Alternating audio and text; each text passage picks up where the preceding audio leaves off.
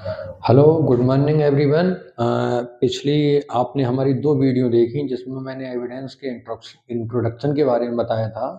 आज हम प्रॉपर तरीके से एविडेंस की सेक्शन 1 से स्टार्ट करते हैं और उसको समझाते हैं। ठीक, तो ये तो आपने समझ ही लिया था कि हम लोग पढ़ रहे हैं भारतीय साक्ष्य अधिनियम 1872। तो धारा 1 में जो इसकी बताई गई है वो 3 चीजें बताई गई हैं। क्या क्या बताया गया है उसको एक एक करके समझते हैं। सबसे पहले कि इसका नाम क्या होगा, संक्षिप्त नाम, शॉर्ट टाइटल। तो इसका शॉर्ट टाइटल है इंडियन एविडेंस एक्ट अर्थात भारतीय साक्ष्य अधिनियम। सेकंड, ये कब से प्रारंभ हुआ है, तो इसके प्रारंभ होने की तिथि है 1 सितंबर 1872। यानी आपको एक डेट याद रखनी है, 1 सितंबर 1872। इसको और ऐसे समझ लीजिए, भारतीय संविदा अधिनियम यानी इंडियन कॉन्ट्रैक्ट एक्ट भी 1872 को ही 1 सितंबर 1872 से ही लागू हुआ था।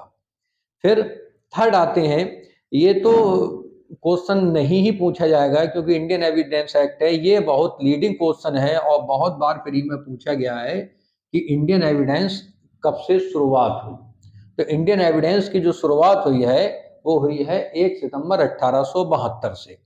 अब इसके थर्ड पार्ट पर आते हैं। देखिए, ये धारा एक ही में 3 पार्ट करके मैं आपको समझा रहा हूं। थर्ड पार्ट में है इसका विस्तार। 2019 से पहले यहां लिखा होता था जम्मू कश्मीर के सिवाय संपूर्ण भारत, लेकिन 2019 से अब एविडेंस एक्ट का जो विस्तार है, ये इसका लागू होना है, ये पूरे भारत पर लागू है। लेकिन इसके अतिरिक्त ये भी आता है कि निम्न 6 विषयों के अतिरिक्त, यानी 6 टाइटल दिए गए हैं नीचे, उनको हम समझाएंगे। समस्त न्यायिक कार्यवाहियों पर एविडेंस एक्ट लागू होता है।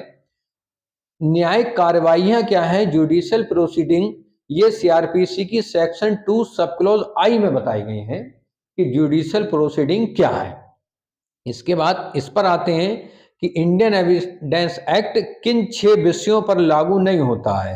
तो सबसे पहले है इसमें army act. Indian evidence act army act पर लागू नहीं होता है। सेकंड है naval discipline act. Indian evidence act naval discipline act पर भी लागू नहीं होता है।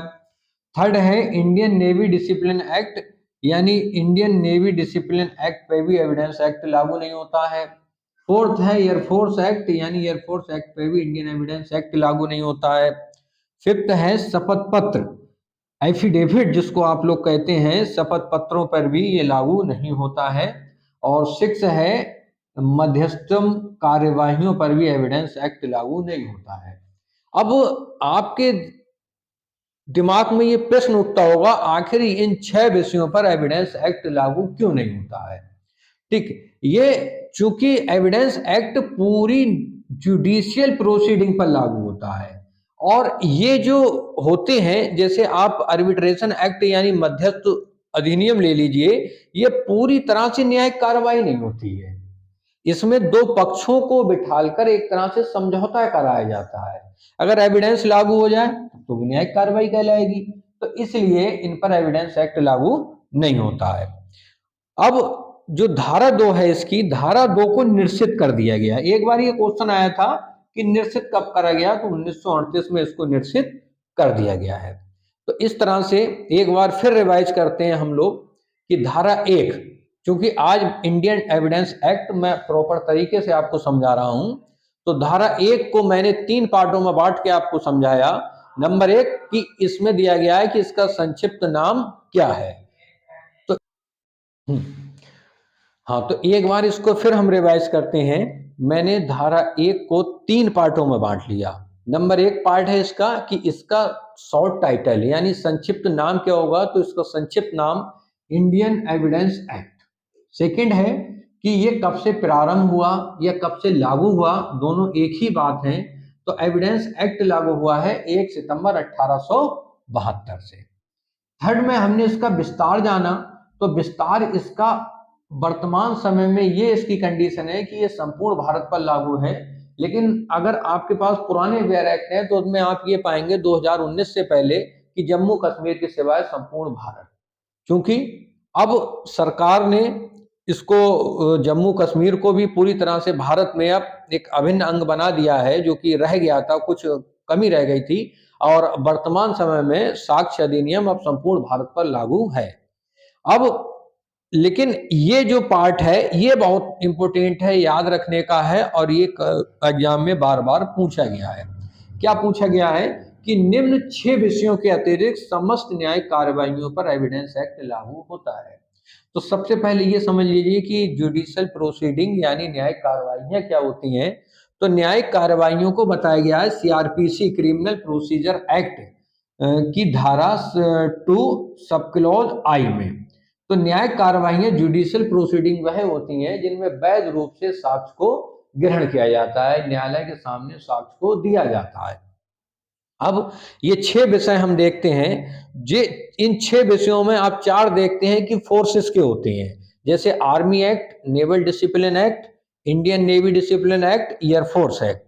तो ये 4 विषयों पर एविडेंस एक्ट लागू इसलिए नहीं होता है क्योंकि इनकी जो प्रोसीडिंग होती है वो आम सिविल प्रोसीडिंग से अलग होती है।